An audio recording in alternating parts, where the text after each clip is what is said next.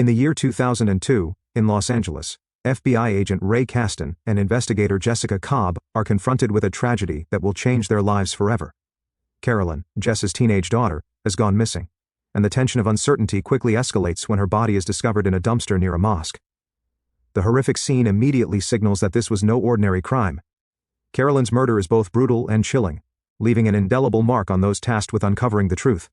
The local authorities call in Ray and Jess, knowing their experience in investigations could help untangle the disturbing events leading to her death. As they examine the crime scene, the investigators begin collecting evidence, photographing the location, and noting the smallest details.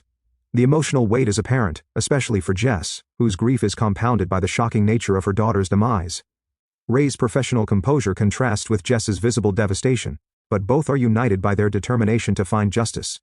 The investigation begins to highlight the larger implications of the murder, hinting at connections that may reach beyond the immediate crime.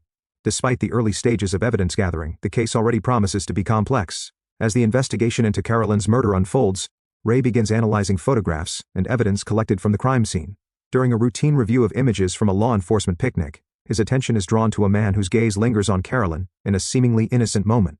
The man's presence immediately raises suspicion. Ray, experienced in noticing subtle details, begins tracing the man's identity, uncovering that he is Anzor Marzin, an informant previously involved in a terrorism case. The connection is chilling, as it introduces the possibility that Carolyn's murder may not be a random act but instead linked to someone already on law enforcement's radar. Ray discusses his findings with Jess, who shares his concern but remains focused on procedural investigation. They begin mapping Marzin's movements, discovering inconsistencies in his alibi, and uncovering details that suggest he has been hiding aspects of his life. The tension rises as Ray realizes that the suspect's proximity to law enforcement events makes him both audacious and dangerous. The scene intensifies the narrative, revealing the beginning of a complex cat-and-mouse dynamic between the investigators and the suspected killer. With Marzin now identified as a person of interest, Ray and Jess prepare to take the next steps in pursuing justice. Their growing determination sets the stage for confrontation and conflict in the subsequent phase of the investigation. With Marzin identified as a potential suspect in Carolyn's murder, Ray and Detective Bumpy Willis move quickly to bring him in for questioning. Their investigation leads them to Dodger Stadium, where Marzin is attending a public event. Ray and Bumpy confront him directly, demanding answers, and the tension between law enforcement and the suspect escalates rapidly. Marzin's demeanor is calm yet defiant, hinting at a dangerous mind behind the murder. Meanwhile, District Attorney Claire Sloan is closely monitoring the investigation. She is concerned about Ray's aggressive tactics, arguing that evidence must be handled carefully to ensure a successful prosecution. Her insistence on legal procedure clashes with Ray's urgency, highlighting the complex balance between justice and procedure. Claire warns that using excessive force could compromise the case, but Ray remains determined to secure a confession, believing that Marzin's guilt is undeniable. The confrontation culminates in Marzin's temporary detention, during which he reveals unsettling fragments about his movements and motives. However, due to procedural missteps and Claire's insistence on legality, Marzin is ultimately released, frustrating Ray and Jess. Following Marzin's release, Ray and Jess face growing frustration. Despite identifying him as the prime suspect in Carolyn's murder, procedural issues and legal constraints have prevented a conviction. Meanwhile, Officer Seifert, Marzin's former associate, takes matters into his own hands. In an impulsive and destructive act, Seifert burns Marzin's van, which contained critical evidence that could have linked him to the crime. The van's destruction not only eliminates physical proof but also symbolizes the tenuous control law enforcement has over the pursuit of justice in this case. Ray and Jess arrive at the scene too late, witnessing the aftermath of Seifert's actions. Their outrage is tempered by the realization that this loss will hinder their ability to build a case against Marzin. In 2015, over a decade after Carolyn's murder, Ray returns to Los Angeles, a city that holds both unresolved pain and unfinished business. Time has changed the lives of everyone involved. Ray, now older and hardened by experience, reconnects with District Attorney Claire, who remains committed to justice, and with Jessica, who has evolved into a respected investigator. The personal and professional histories shared among them add complexity to their reunion, colored by the grief and frustration of the unsolved case that continues to haunt them. Ray, still determined to uncover the truth, believes that Marzin has resurfaced under the alias Clay Beckwith. He meticulously reviews old records, cross-referencing details from the original investigation with new leads.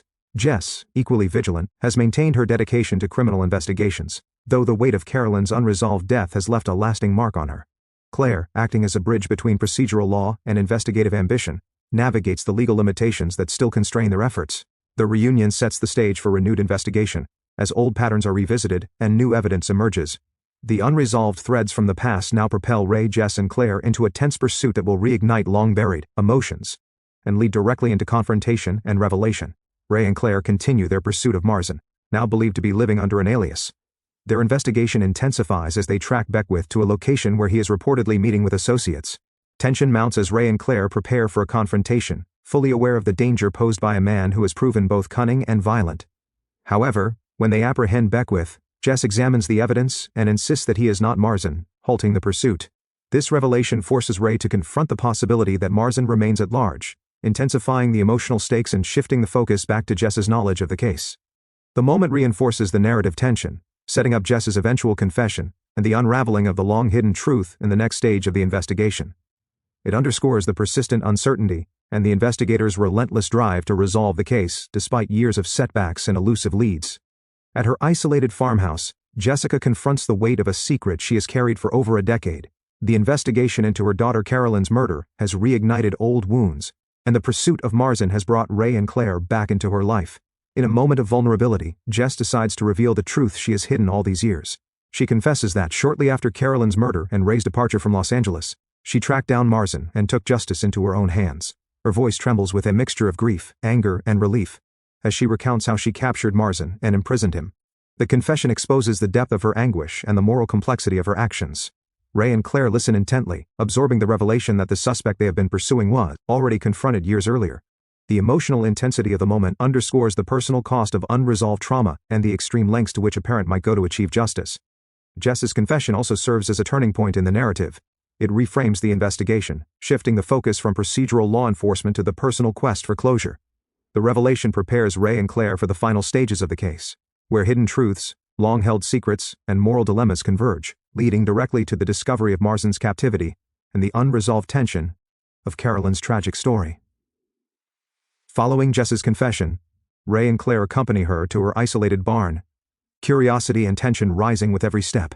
What begins as a quiet, suspenseful walk into the countryside quickly escalates into a shocking revelation.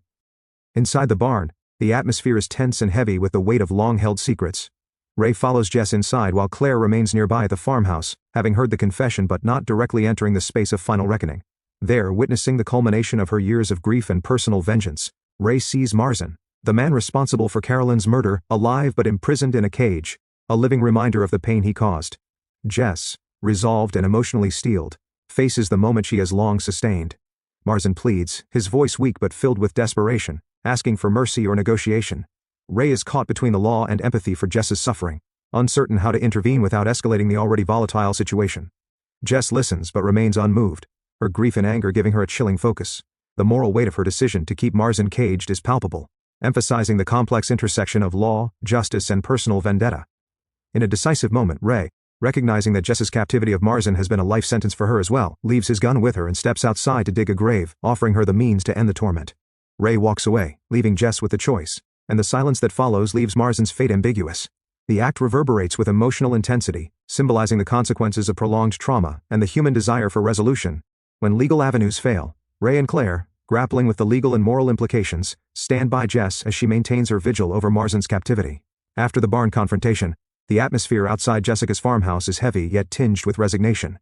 Ray and Claire accompany her, processing the extraordinary events that have unfolded. The years of grief, frustration, and obsession that have driven Jess persist, leaving the investigators to reconcile the personal and legal ramifications. Carolyn's case, long unresolved, remains open-ended, challenging traditional notions of justice. Ray reflects on the journey, from the discovery of Carolyn's body to uncovering Marsden's identity, enduring bureaucratic obstacles, and witnessing Jess's ongoing act of retribution. Claire, representing the legal framework, acknowledges the unconventional outcome, understanding that the emotional burden for Jess and herself outweighs any courtroom verdict. Jess, having confronted her pain and chosen to sustain Marsden's captivity, exhibits a mixture of sorrow, resolve, and quiet strength. Her journey from grief-stricken mother to agent of her own justice demonstrates the film's exploration of human endurance, morality, and the cost of unresolved trauma. The scene also highlights the fragile balance between law and personal morality. While the legal system failed to contain Marsden's threat, Jess's personal pursuit of justice, though extreme, provides a form of resolution that the investigators had long sought, yet leaves them uneasy.